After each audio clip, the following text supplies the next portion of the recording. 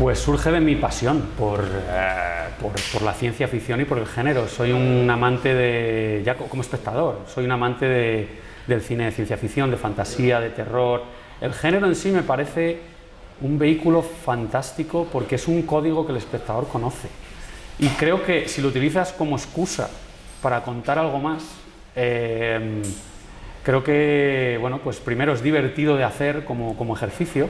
Y segundo, creo que tienes posibilidades de crear una comunicación con el espectador que puede ser efectiva. No, siempre fue desde el principio una película de dos mundos y de dos tonos. Yo creo que desde el principio, o sea, muy al principio, la película se planteaba como un Quijote cósmico, ¿no? Una persona que en lugar de ver molinos ve alienígenas, ve planetas y ve naves espaciales, ¿no? Eso fue la base. O sea, cuando me senté y tuve la idea, esa era la idea. Y a partir de ahí es cuando empiezas a construir los dos mundos y tratas de hacer ese columpio entre los dos, ¿no?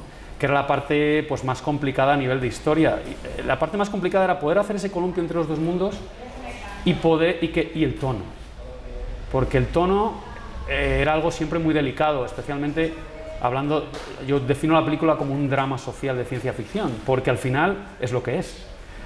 Es una película social que trata temas muy serios y están tratados con todo el respeto del mundo, pero al mismo tiempo tienes este otro punto de este personaje al que vemos el mundo a través de su visión, ¿no? Y eso la tamiza y la estiliza. Y yo creo que ahí estaba el reto, ¿no? En jugar con esos dos mundos y parte del concepto de la película de base. ¿Fue complicado convencer a productores para financiar una peli así? Bueno, yo creo que toda película es complicada y convencer a productores, especialmente cuando es tu primera película. Porque, de nuevo, no solo es el guión que tienes.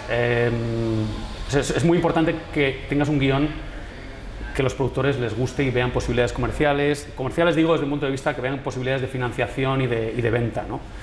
Porque al final es fundamental que llegue al espectador. Pero es que luego además tienes que convencerles de que tú eres capaz, porque tú vienes, normalmente los primeros directores, con suerte venimos de haber hecho varios cortometrajes, con suerte que hayan tenido más o menos éxito y que puedan demostrar de alguna manera que eres capaz de meterte en algo, en este berenjenal que es hacer una película, que es mucho presupuesto, mucha gente a tu cargo y tienes que aguantar mucha presión. Y hay veces que, bueno, pues que no es fácil de convencerles. Tienes que hacerlo para que lo puedan ver. Efectivamente, yo creo que, claro, el casting es uno de los elementos que ayuda mucho, puede ayudar mucho a la financiación de una película. Porque al final los actores se exponen ellos, están ahí, son ellos los que les ves en el cartel, en la película, la televisión, ellos son los que ayudan de alguna manera cuando hay alguien como Karl Alejalde, al que todo el mundo adora, ayuda muchísimo a que la película se levante, se financie y luego tenga una oportunidad importante, ¿no? en los cines. Ha sido fantástico, para mí es un sueño tener a Karl Alejalde como capitán de la nave, en este caso. Pero todo el elenco ha sido fantástico. Daniela Pessotti, que es lo primero que hacía y la encontramos haciendo casting, pues ha sido una experiencia también genial. Yo creo que esta chica ha sido maravillosa y creo que va a dar que hablar. Y todo el resto de los actores que han estado en la película ha sido fantástico. Sí, bueno, lo que planteamos desde el principio era hacer ensayos, porque como todo siempre estás limitado en el tiempo de rodaje. El tiempo de rodaje es siempre limitado por muchos motivos, presupuestariamente, pero también rodamos desafortunadamente en la época del COVID y eso también generaba unas limitaciones extras que había que tener en cuenta y que bueno. Entonces planteamos ensayos lo primero por muchos motivos. Primero, para tener ese espacio de creatividad y de rango de hablar de los personajes, de construirlos juntos, porque el cine es un trabajo colaborativo. No soy yo el que les digo esto es lo que quiero y esto es lo que vas a hacer. No, ellos son personas, son seres humanos y traen su propio bagaje, su propia experiencia, sus propias ideas y son siempre bienvenidas. Luego vas modulando, ¿no? Y yo creo que el proceso de ensayos fue no solo bonito, sino muy productivo. Y sobre todo hablando de que tenemos, en este caso, a Carra Lejalde con muchísima experiencia y a Daniela Pesotti, en este caso, con muy poca o ninguna. Entonces, esas dos barreras o alturas, ¿no? Había que equilibrarlas con los ensayos, ¿no? Y eso fue lo que hicimos.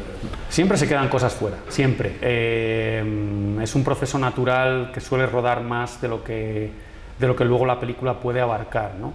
Pero en general creo que ha entrado perfectamente un 85-90% de lo que estaba planteado tanto en guión como de lo que se rodó.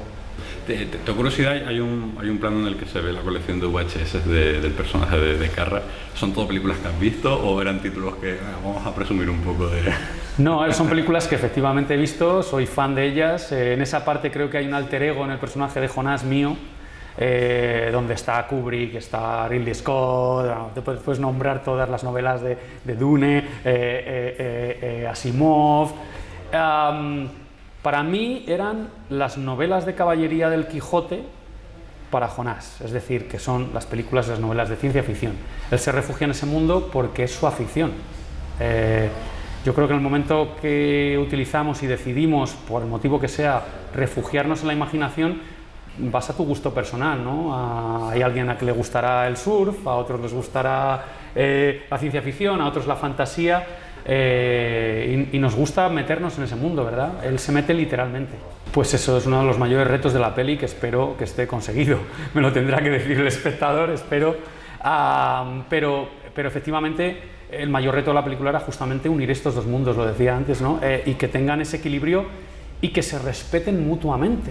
Efectivamente, porque si te pasas en cualquiera de los dos, la película se desequilibra. Y de nuevo volvemos aquí al Quijote.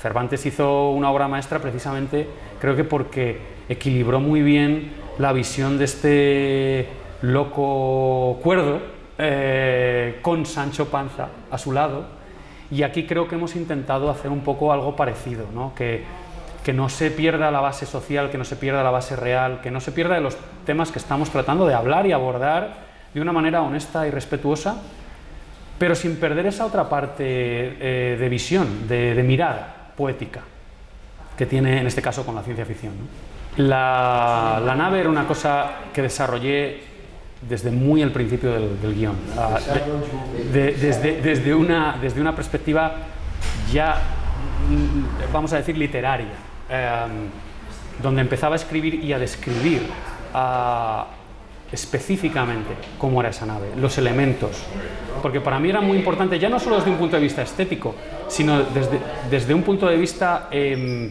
conceptual de cómo este hombre, con sus propias manos, por muy manitas que sea, ha podido construir a lo largo de años, ayudado por sus desórdenes mentales, ¿verdad?, esta nave espacial. Eso tiene que ser verosímil. Entonces, para mí fue un ejercicio de investigación, de búsqueda, mucho Google, mucho Pinterest, muchas películas, desde luego. Yo tenía una lista de referencias, obviamente las obvias, 2001, The Martian, Moon de Duncan Jones, miles de referencias que son mi propio gusto, pero también que podrían funcionar dentro conceptualmente como una base realista, incluso en la forma en la que él crea esa nave espacial. Te tienes que creer que él vive ahí y esto no es una fantasía, es real. Los elementos que hay en la nave son reales.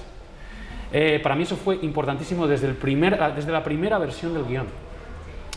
Lo que yo creo que luego lo que fui haciendo era un baúl, además de elementos, ¿no? Era como un baúl, un cuaderno donde iba metiendo imágenes, clips de películas, cualquier cosa que me servía de cara a que cuando llegase un equipo, y esto había que ponerlo en realidad, había que hacerlo realidad, supiésemos de qué estábamos hablando. O sea, que fui muy específico.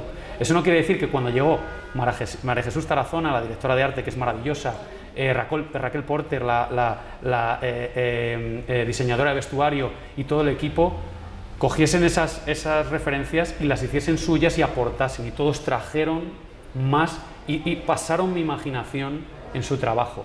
Y yo creo que eso al final se ve en el resultado.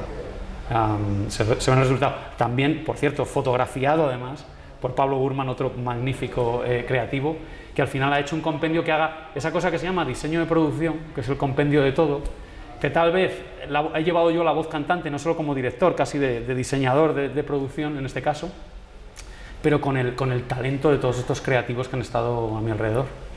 Lo de Munch, había mucho el personaje de Carra del de Sam Rockwell en Moon, esa relación. Mucho, sí, con ¿cómo se llamaba? Gertie.